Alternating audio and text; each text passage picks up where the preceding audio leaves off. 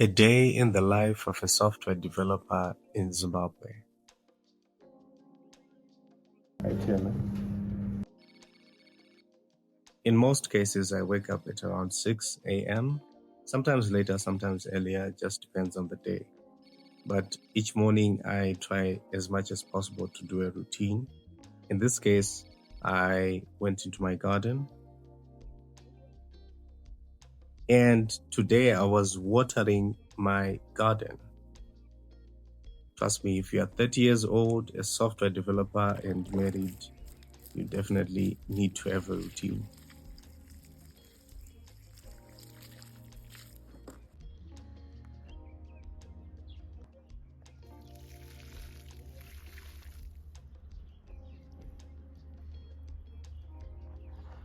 So that really doesn't take much time, and I now proceed to prepare to go to work.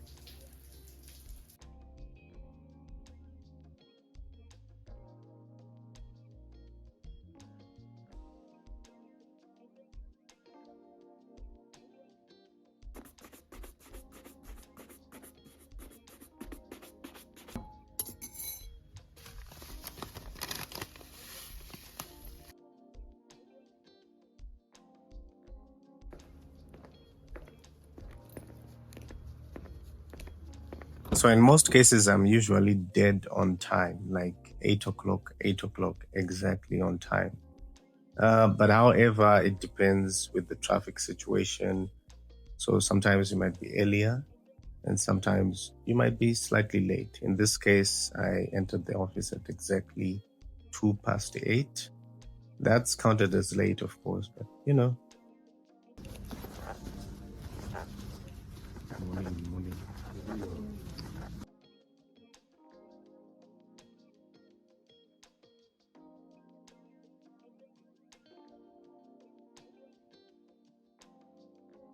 So each and every morning, I always open sticky notes. I always keep a list of pending projects and completed projects on sticky notes so that I know exactly what I'm working on for that particular day, and it helps me to just keep track of things. Then I also open my calendar to just see if I have any meetings for that particular day. I've developed a lot of services at the current workplace where I'm at. I think around 6 or 7 are currently running. So obviously I have to check on all of them if they have run because they are scheduled on different times and dates. Some weekly, some in the morning, some in the afternoon. So I always check the logs to just see if there are any challenges in running. Then you also have to open VS Code, your trusted code editor. Then after this, it's time to really work on the projects which we have for that particular day. And most of the times I spend around 9 up to somewhat around 11 to just work on different projects and, follow up on a few things.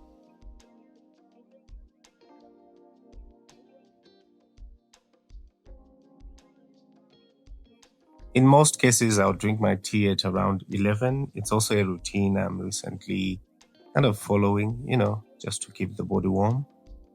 Then around 11 up to 1, which is lunch hour, there will be a lot of meetings there, usually on most days. However, if there are no meetings during that particular day, then you just continue to work on the projects which you currently have. Then lunch hour is darts hour. So darts for me started as a hobby, but now it's more of a sport. We actually compete. Recently actually won a silver medal, so champions.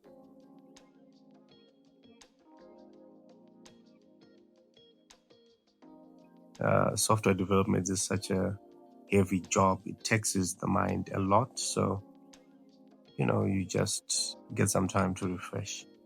Then that's my work colleague, Wale.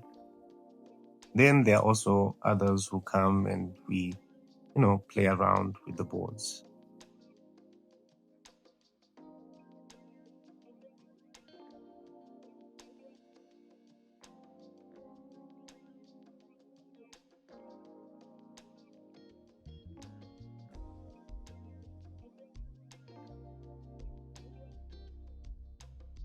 Then after lunch, depending on whether I brought something that's heavy in the morning or I ate something that's heavy in the morning, I would choose to either eat something that's light or try and find something else, from outside.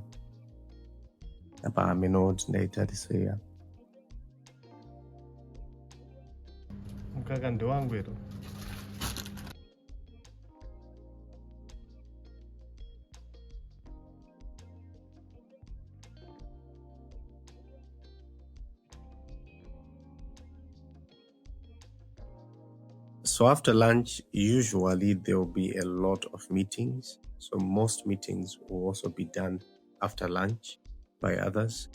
But if there are no meetings on that particular day, you just continue with the projects which we're running. But usually after lunch, I would prefer to kind of slow down a bit so that you regroup in the morning, because that's when I'll be more fresh. Here, I was actually in a meeting which had started at 4, apparently.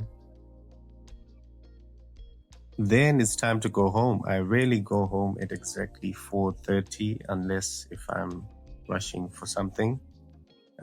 Most of the times I kind of go a bit later, maybe 5, half 5, but the official work time will be half 4.